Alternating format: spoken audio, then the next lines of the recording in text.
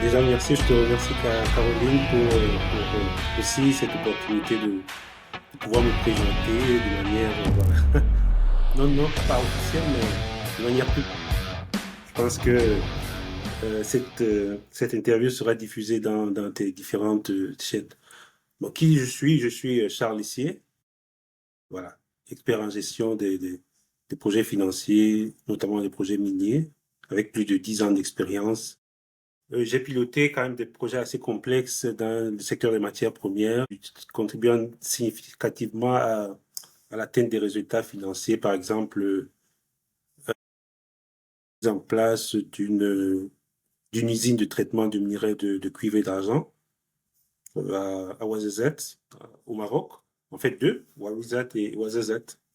Et après, voilà, j'ai beaucoup tradé, assuré la chaîne logistique, déjà aussi monté les projets miniers, notamment, voilà, à travers certains projets que j'ai effectués lors de ma carrière. Globalement, qui je suis, bah, ouais, je suis Camerounais, je suis un passionné de la finance, passionné des projets industriels, un apprenant de la vie. Très bien. Bah, moi, je rajouterais des choses. Si je te dis que tu es assertif, décisif, indépendant et que tu fais preuve d'une grande persévérance pour atteindre tes objectifs et que tu Je laisses pense que pas souvent. ouais, chaque qualificatif que tu as énoncé, ça traduit ma personnalité. Déjà, je viens de découvrir encore mon caractère résilient, notamment dans mon parcours IMBA, qui n'était pas du tout facile. Donc, du coup, j'ai, j'ai débloqué un autre niveau de résilience et, et à la fin, voilà, le résultat est là. Le diplôme a été achevé. Et ça, c'est vraiment une qualité qui revient de plus en plus de manière inconsciente. Et elle revient. Et ça, vraiment, je le souligne. Le caractère résilient, il est là. Il est là. Et bien d'autres, ouais, je me reconnais dans cette description. Formidable. On va parler de ton parcours académique parce qu'il est quand même assez chargé et moi je le trouve impressionnant. Tu as étudié, parce qu'on s'y est croisé à l'EM Lyon, Ouais. à Business School. Tu as étudié aussi en Chine. Alors j'aimerais que tu nous parles de tout ça, de ces expériences qui sont académiques et qui ont certainement influencé de manière très forte la manière dont tu gères la finance et le management. Oui, déjà, ma carrière a commencé. Je vais parler jusqu'au bac parce que j'ai eu un bac scientifique, biologie et chimie.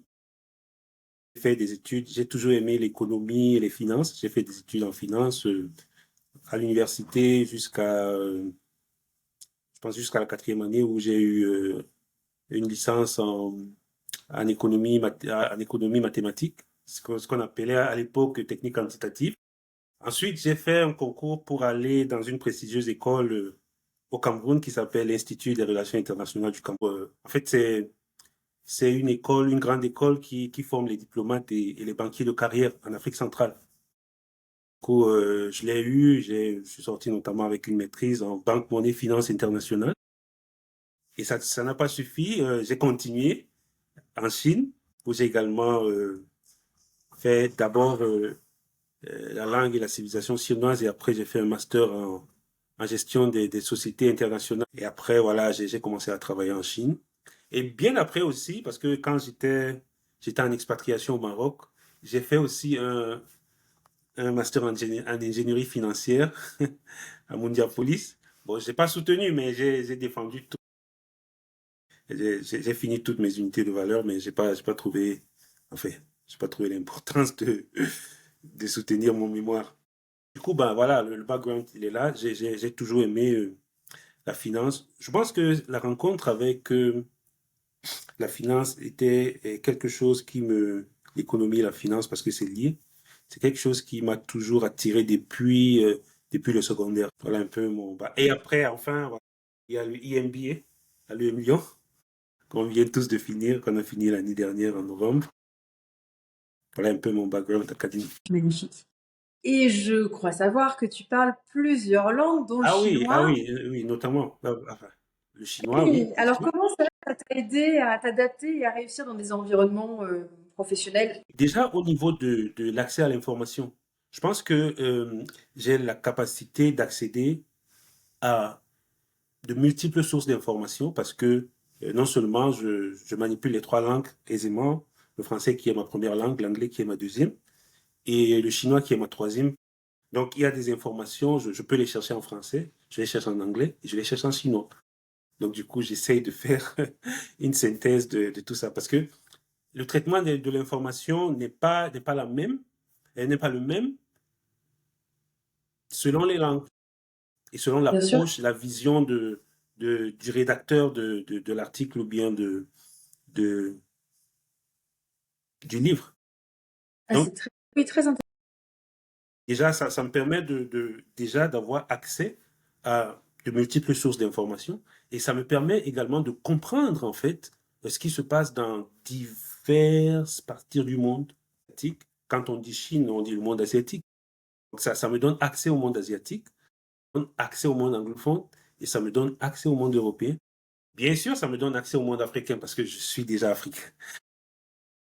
Et ça, c'est quelque chose quand même qui est assez gratifiant parce que j'arrive à avoir des informations assez poussées sur certains domaines, notamment le domaine financier. Donc, Et quels outils ou méthodologies issues de ces formations utilisent? alors tu as nommé certaines de mes qualités. La résilience vient du fait que je sois africain et ça, je nais avec. C'est quelque chose d'assez naturel. La capacité quand même de faire un effort soutenu, ça, je l'ai eu en Chine.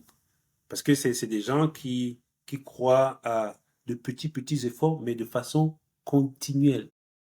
C'est-à-dire que pas disruptif. On ne fait pas un gros effort, après on s'arrête. Petit. Et ils cumulent ça. Et à la fin, avant qu'on s'en rende compte, ça donne un gros effort. Et ça, c'est quelque chose que j'ai compris chez eux. Et une autre chose que j'ai compris chez eux, c'est la gestion du coût. Ils sont très doués dans la gestion des coûts. En fait, ça se traduit même par comment ils appellent la monnaie. C'est-à-dire que ici on dit 1 euro, mais là-bas ils disent l'équivalent 1 centime d'euro. Ils vont dire ifen tien. Fen, c'est le mot qui mesure la monnaie. Ça veut dire un, un centime de cette monnaie. Donc ils croient en fait que la monnaie, c'est pas un tout. C'est quelque chose qui regroupe des infinies Unités. unités qui forment progressivement cette monnaie. Et ça, c'est quelque chose que j'ai appris d'eux.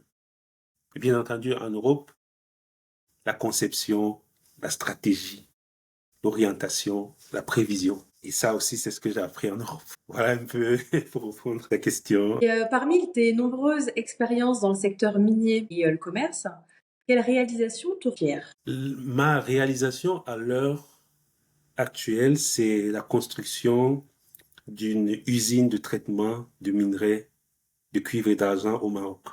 C'est ma plus grande réalisation parce que on a commencé avec, à l'époque, avec mon partenaire au Maroc, on a commencé à faire du trading. C'est-à-dire qu'on prenait le, la bonne matière, en ce cas, c'est le minerai d'argent, et on l'exportait. On s'assurait juste d'exporter la meilleure qualité. Et après, je me suis dit, je l'ai appelé, je me suis dit, dans la nature, il existe plus de basse teneur que de haute teneur de n'importe quel minerai. Comment est-ce qu'on peut essayer de capitaliser sur la basse teneur et les volumes élevés qu'on a sur place et qui ne sont pas, à l'époque, ils n'étaient pas exploitables parce que pour exporter un minerai, il faudrait que le client trouve que le coût en vaut la peine. C'est-à-dire, plus la teneur, mieux. Or, les teneurs petites, il y en a en grand volume. Et le volume était sur place. Je me suis dit, ben, comment est-ce qu'on peut? Elle dit, ben, tiens, il faut aller dans un truc d'usine. Comment ça? On n'a pas les moyens. Je dis, on va les trouver. Donc, du coup, on a tapé à gauche, à droite, on a trouvé des partenaires qui étaient prêts à préfinancer, essayer de bloquer l'approvisionnement. On a eu le financement, on est allé négocier l'achat du matériel et on a construit une usine et quand elle a commencé à marcher, c'était pour moi, c'était le sommet de ma carrière en tant que gestionnaire des projets et ça me rend très, très fier jusqu'à l'heure. En fait, ça m'a permis de voir l'intérieur, les tenants et les aboutissants de cette industrie qui est magnifique. Voilà. Très beau. Et en travaillant en Chine et au Maroc, comment tu as géré les différences culturelles et les attentes des équipes locales? Alors là, j'ai découvert un truc, je vais t'étonner, Caroline. Euh, Quand on parle un langage, il est universel. Par exemple, le langage de la compétence est universel. Une fois que le mec qui est en face, il sait que c'est lui qui est en face est compétent, les barrières tombent. Les barrières tombent. D'accord. Une fois que le mec qui est en face sait que celui-ci peut me rapporter quelque chose, les barrières tombent. Donc, c'est très simple. Une fois que les barrières sont tombées, c'est le respect et rassurer l'autre que voilà, je ne suis pas là pour te tromper, je suis là pour qu'on travaille. Et une fois que, quelle que soit la culture, une fois que ces deux obstacles ont été levés, le reste, c'est l'amitié pour beaucoup. Alors, la première chose que j'aimerais dire, c'est que, en fait, la finance, au-delà d'être sur les PC et puis dans un bureau, il faut aller sur le terrain, comprendre la situation, avoir l'information primaire. Une fois, par exemple, au niveau des coûts, j'ai travaillé avec beaucoup d'ingénieurs. J'ai travaillé sur le terrain, j'ai posé des questions. Et quand je reviens maintenant, je peux faire des prévisions beaucoup plus, à mon sens, près de la réalité parce que euh, j'ai touché le risque, j'ai touché les quantités, j'ai vu ce que c'est. Donc j'étais beaucoup plus entouré des gens opérationnels. Et une fois que j'ai compris comment ça se passe par rapport à cette question, quand j'avais des dossiers sur ma table, je savais mieux les traiter. La finance commence sur le terrain. Très bien. Et est-ce qu'il y a des outils qui sont différents en fait d'un pays à un autre? Et les outils, c'est les mêmes, et c'est juste parce que chaque outil, quels que soient les outils technologiques, c'est les mêmes, mais chaque entreprise, selon sa taille, selon sa stratégie et selon sa culture, adapte ses outils. Je pense que le problème, c'est pas au niveau des outils. Le problème, véritablement, c'est au niveau de la direction qu'on veut prendre et les valeurs et la culture qu'on veut créer dans une entreprise. Quels sont selon toi les grands enjeux actuels en finance stratégique? Oh là, c'est une grosse question. Et c'est une question d'actualité. Je pense que les enjeux, moi, à mon sens, le premier enjeu, c'est dans la volatilité des marchés financiers aujourd'hui. Et cette volatilité consécutive à la géopolitique, avec les tensions qu'il y a, à l'économie qui est un peu bancale, et puis aux problèmes sanitaires. Ça crée vraiment une certaine volatilité dans les marchés. Le deuxième enjeu, c'est au niveau de la transition énergétique. Ça, c'est un gros enjeu. Ça, et de plus en plus, euh, ça devient criard. Le troisième enjeu, pour moi, à mon sens, c'est la gestion des taux d'inflation et des taux d'intérêt. Surtout les économies occidentales, parce qu'il y a ce qu'on appelle la courbe d'inversion de taux. Quand les taux à court terme sont déjà plus importants que les taux à long terme, un malin, c'est lui qui pourra détecter ce qui est à faire.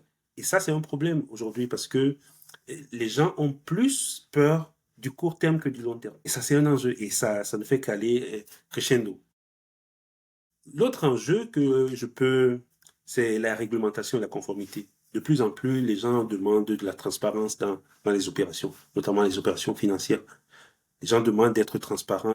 Il y a des normes strictes qui se mettent en place de jour en jour parce qu'effectivement, le monde est en train de changer. Et l'autre enjeu aussi, c'est la gestion des talents. Gestion des talents. C'est très, très, très important. Et c'est là où, Caroline, tu es très, très, très important parce que c'est un enjeu majeur. C'est un enjeu pour tout le monde, la gestion des talents. Comment attirer les talents. Et juste en tant que cadre ultra expérimenté, comment les DRH aujourd'hui et les dirigeants pourraient mieux reconnaître et valoriser les profils ou les recruter? Oui, après, je pense que le benchmark qui se fait, c'est-à-dire on envoie les CV, l'ordinateur filtre, euh, je pense pas que ça marche parce que il y a des postes où moi j'ai postulé et j'ai reçu une réponse négative. J'ai dit waouh, qu'est-ce que c'est que ça? c'était largement à ma portée, c'est-à-dire c'est des trucs que je fais, même si je... Voilà. Donc c'est des limites à ces choses.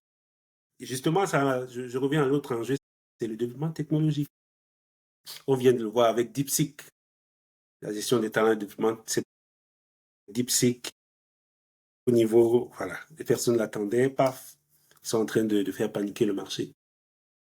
Et la dernière chose, qui, moi, à mon sens, me semble très important, le dernier enjeu, c'est l'Afrique. L'Afrique est un enjeu. C'est lui qui aura la possibilité de déterminer une relation correcte avec l'Afrique, va gagner. Parce qu'aujourd'hui, tu sais, le minerai, quand on entend guerre, je vais t'expliquer un petit truc, quand on entend guerre, guerre, au-delà de la partie, pas au-delà, à côté de la partie vraiment horrible, des gens meurent, il y a des destructions, mais c'est la guerre des minerais, que ce soit l'étain, que ce soit le nickel, que ce soit le plomb, les gens qui tirent les balles c'est le plomb. Le plomb, c'est-à-dire qu'il faut que ça creuse. Donc, plus les gens font la guerre ou se préparent à la guerre, plus les mines sont en train de se développer. C'est ce qu'il faut comprendre, puisque tout l'arsenal de guerre, c'est le métal. Quel que soit le métal qu'on utilise, quel que soit l'alliage qu'on utilise, et qui dit métal, dit mine. Donc, ça veut dire que pendant que les gens se tuent, d'autres s'enrichissent. Ben, Et, merci pour cette tranche de début. ah bah oui, mais et on sait où se trouvent les minerais au-delà de ce que les gens disent. Les minerais se trouvent en Afrique. Et ça, c'est dépendamment de la relation qu'on essaie de déterminer avec l'Afrique, ça va vraiment jouer ou pas. On ne le dit pas assez, mais c'est vrai. Merci pour ce point. Et si on revient donc sur tout ce qui est logiciel financier, chinois, européen, en quoi ces outils permettent-ils d'apporter une vraie valeur ajoutée stratégique? Comme je dis, ce sont des outils. Les outils, ça contribue à renforcer l'implémentation d'une stratégie. Et c'est les mêmes. Et avec des versions chinoises, mais je pense que les versions plus raffinées, c'est Sage, SCP, et puis tout le reste des ERP qu'on retrouve ici. C'est les mêmes. Mais c'est des outils. C'est-à-dire qu'il faudrait que ça vienne s'insérer dans une stratégie bien pensée, bien définie, et une direction bien claire. Merci Charles. Et si on parle maintenant de tes ambitions et tes projets futurs, Mais projet alors qu'est-ce que futur, tu cherches? Quel rôle, quel type de rôle ou je pense que d'entreprise te correspond? le rôle qui me sied de plus en plus, c'est finance, la stratégie et l'international. Je pense que j'aime créer le contact avec l'humain. J'aime découvrir d'autres cultures. J'aime négocier les contrats. J'aime comprendre les contrats parce que si j'ai la possibilité de lire un état financier en chinois, parce que je connais le Chinese Gap, IFRS, l'US Gap, je pense que je peux être utile quand même. Ouais, je crois aussi, hein. Je pense que je peux être Et utile. quels sont tes objectifs à long terme dans la finance stratégique? Mais mes perspectives à long terme, en fait, c'est de faire grandir l'organisation pour laquelle je travaille. Parce que je suis quand même quelqu'un d'assez loyal. Et puis, à long terme, montrer en fait que ma, ma, ma thèse, mon deuxième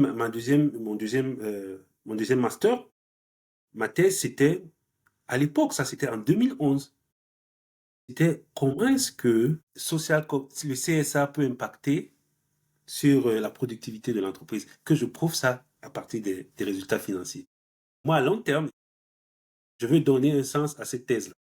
C'est-à-dire qu'aujourd'hui, qu'on ne dise pas seulement que le CSA ou bien la transition énergétique, c'est quelque chose qui coûte de l'argent.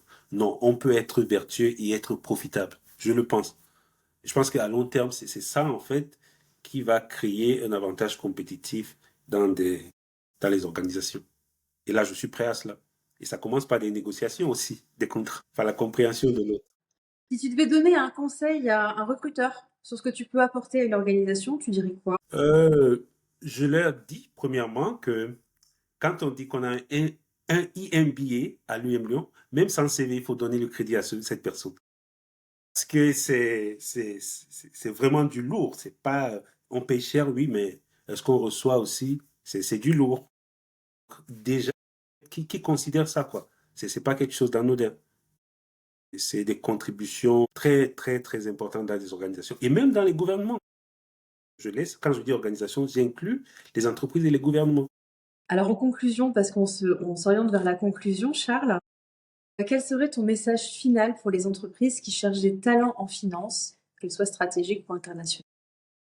Mes talents en finance, enfin, ma conclusion, c'est que les entreprises ont besoin d'un mélange de, des gens qui ont de l'expérience, ont un certain vécu de l'international, avec des plus jeunes qui peuvent être beaucoup plus opérationnels, mais qu'il y ait quand même qu'il y ait ce mélange-là interculturel, que ça aille au-delà des mots, au-delà des slogans.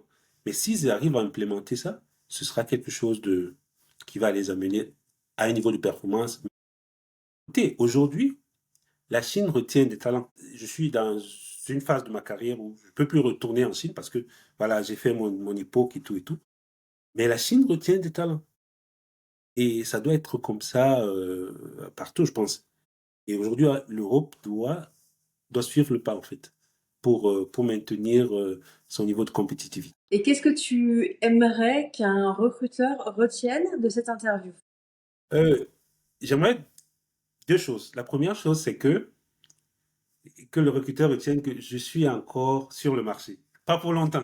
Donc, du coup, ça c'est la première chose. La deuxième chose, c'est, comme j'ai dit, à- aux diplômés de l'UM Lyon, de l'IMBA EM Lyon, parce que j'ai de l'expérience pour ce TMBA, et leur donner beaucoup de crédit.